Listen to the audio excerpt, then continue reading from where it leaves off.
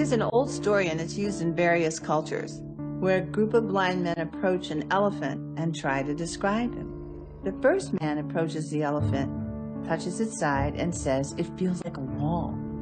The next man touches the tusk and says, "The elephant must be like a spear." Another blind man touches the trunk and says, "It feels like a snake." And that is quite often what happens with our descriptions of the Black Panther Party. We know the party we were in, and not the entire thing. We were making history, and it wasn't nice and clean. It wasn't easy, it was complex. From Chicago, Illinois, the mighty Charlotte.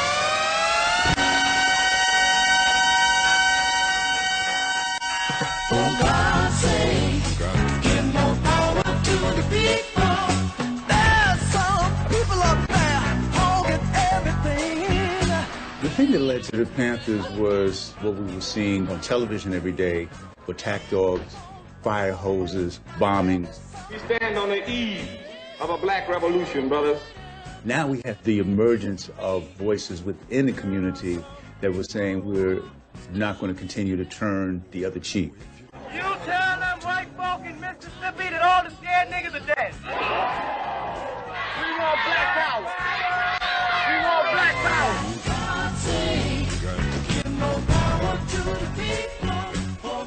This was a revolutionary time. 50 countries in the world gained their independence in the decade before the founding of the Black Panther Party. This is the time when people are getting drafted to go and fight in Vietnam. So if somebody's coming and saying, well, if you're going to fight, why not fight right here in LA or Oakland? You know, that made a lot of sense. We couldn't be absent and see what we saw. We couldn't unsee it. I was a cocktail waitress in a white strip club 2 years before I joined the Black Panther Party. How did that happen? The rage was in the streets. It was everywhere.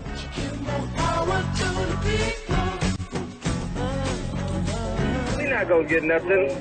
Not by sitting around here doing these city demonstrations and nothing. People not gonna do anything. Well, how are we going to do it? By violence. Violence.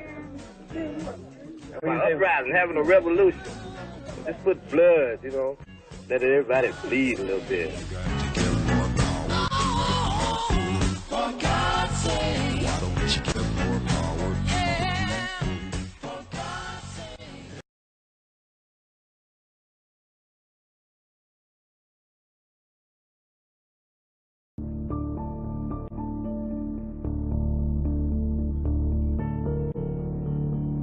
A pool of blood marks the spot where 23-year-old Officer John Fry was found fatally wounded from 4 gunshots. The shooting happened at 5 a.m., approximately where I'm standing on 7th Street in the heart of Oakland's Negro ghetto. The suspect, charged with murder and attempted murder, is Huey Newton, 25-year-old leader of the Black Panthers for self-defense. Newton is hospitalized in serious condition and under heavy guard. We went up to Highland Hospital and it looked like every police in America was there. We didn't know for sure if Huey was dead or alive. We didn't sleep that night. Nobody slept that night, I don't think. As he was handcuffed to a gurney going into surgery, he was arrested for murder and expected to face execution. A lot of the other Panthers were in jail because of the protest that they'd done in Sacramento.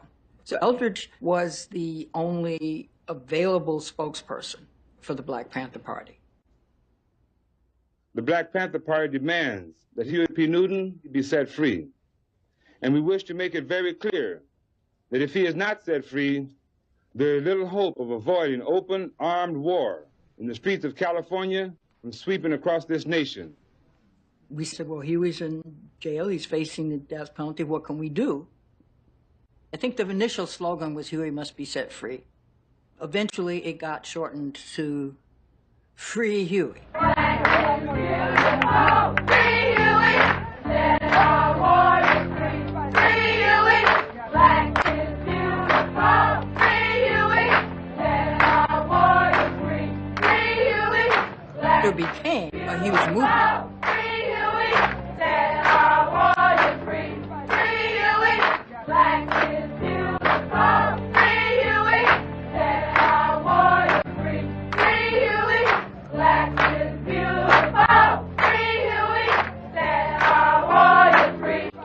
a number of free Huey Newton rallies across the nation. You did not have to be a member of the Black Panther Party. All you had to be was a human being. People of all kinds took up that cry, Free Huey.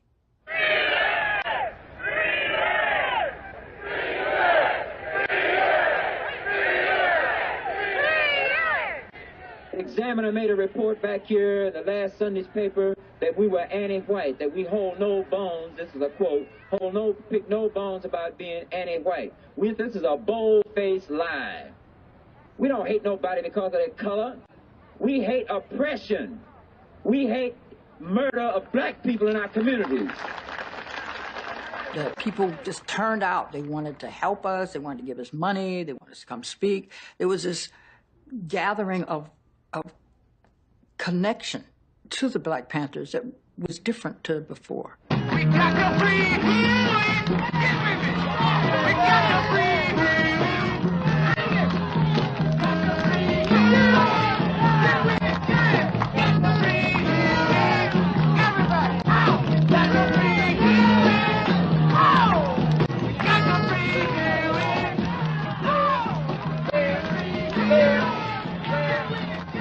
We were a phenomenon. The way that we walked and talked and dressed. We had swag.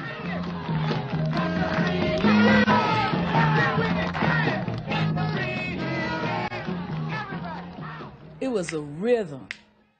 It was a rhythm to how we spoke. It was a rhythm to how we walked. And the people recognized that we stood out. Outside of that, on the street, ooh, that's a butt ugly person. Ooh, they ugly. But in the party, it was just something that gave them this tremendous sex appeal.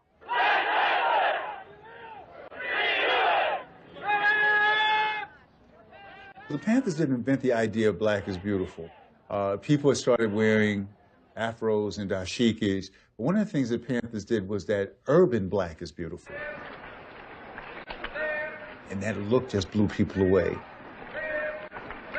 If you were a young black man living in the city anywhere, you wanted to be like this. You wanted to dress like this. You wanted to act like this. You wanted to talk like this. You wanted to be this. It's a standard of aggressiveness, of militance, of just forcefulness, that the sort of standard we haven't had in the past.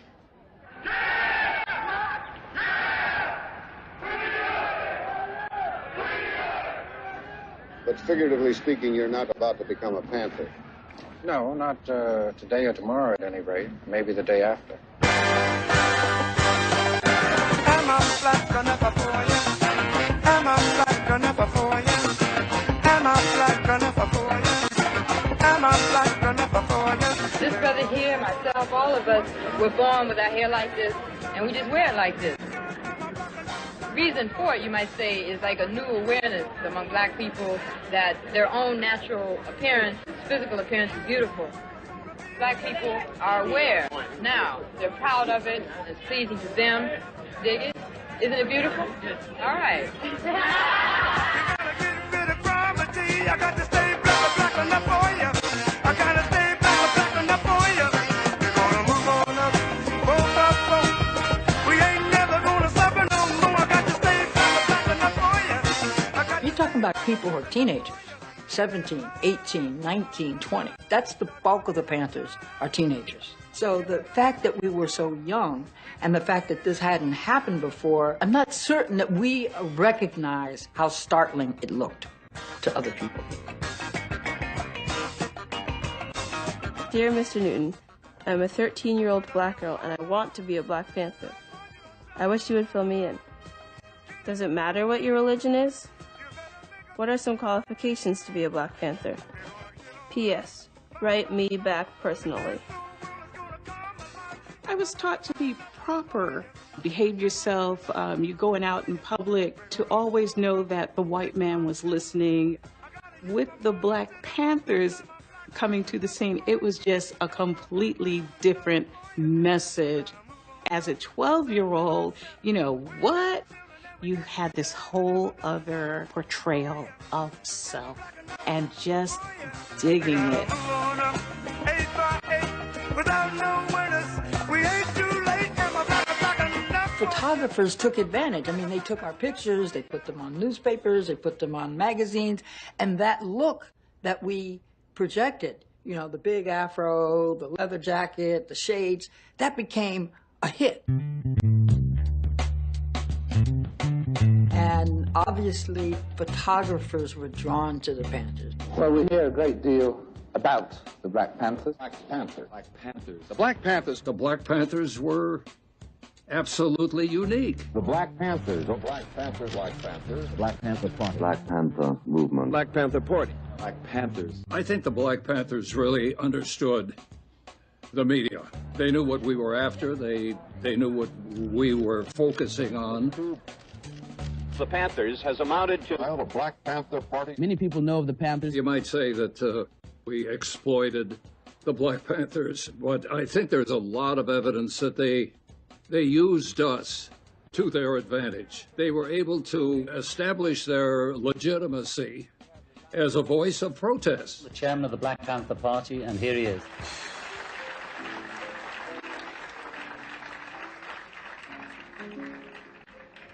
We have a film of your breakfast program. Is this without sound also? Yeah, I think so. All right. Sure, Would you comment on this? Yes, I will.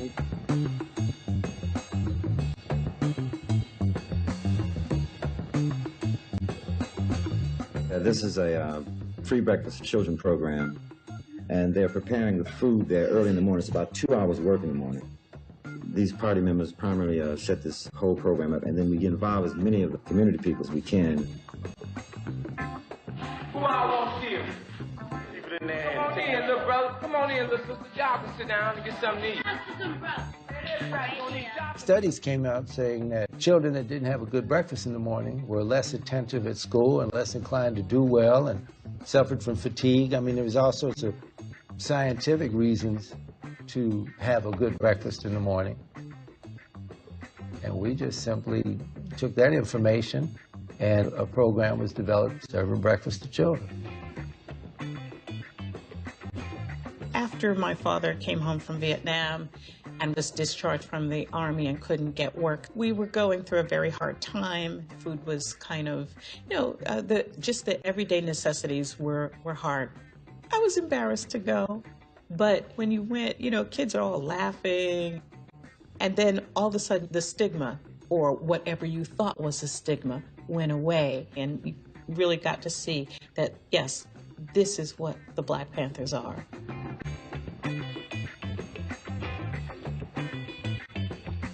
We were showing love for our people.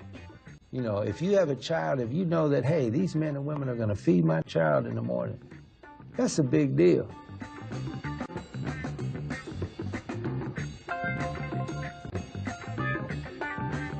The breakfast program actually really caught on. It served about 20,000 meals a week to young people in 19 different communities. So it wasn't a fly-by-night thing. It really actually was making a difference.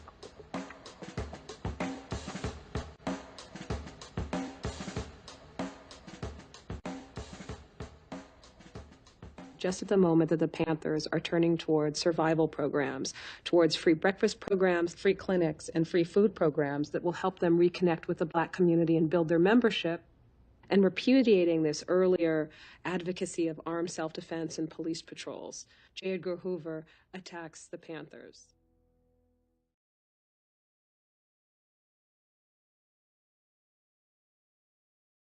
It was Huey and Bobby's ideal to draw a pig, drawing that would symbolize the police. So the first pig I did was one on the 4 hoofs. It just came to me one night while I was standing up on 2 hoofs. Put a bandolier, gun bandolier with the holster and the badge and the flies around it, and that became the symbol, icon of the pig. It took on a life of its own.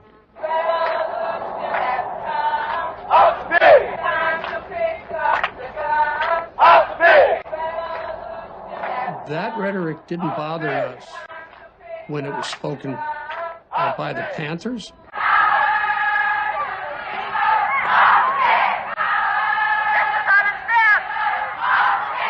But when it was picked up by college students Them saying it, that definitely bothered us.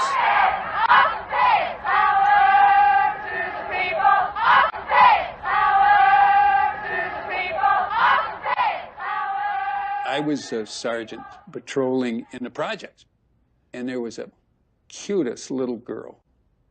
So I stopped to say hello, and I said, "Hi, honey, how are you doing today?" And she looked at me and she said, "Fuck you, pig." And I thought, we have lost it, man. We have flat lost it. Anybody that criticized the police, especially that didn't have fear of saying it publicly, made the police angry.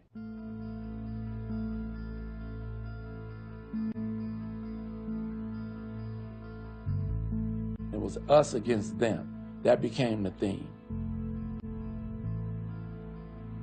We have seen the pigs on the scene. We know what he's like. We know what he's capable of. Just being a damn pig, oinking and beating and walking the street. The police must be brought under control by any means necessary, including through force of arms. These racist Gestapo pigs have to stop brutalizing our community, or we're going to take up guns, we're going to drive them out. That tendency to keep escalating the rhetoric, that was a major part of the growth of the party, but it was also a destructive force because you were always up in the ante. Say guns, pick up the guns, pick up the guns and put the pigs on the ground. Pick up the guns, one more time, guns. It brought all the repression down on them before they were prepared to handle it. I just want to deal with black and black liberation. My scene is picking up my damn gun, and I'm a mother. Have my baby in one hand, my gun in the other, and then I'm here, motherfucker, to get what's mine.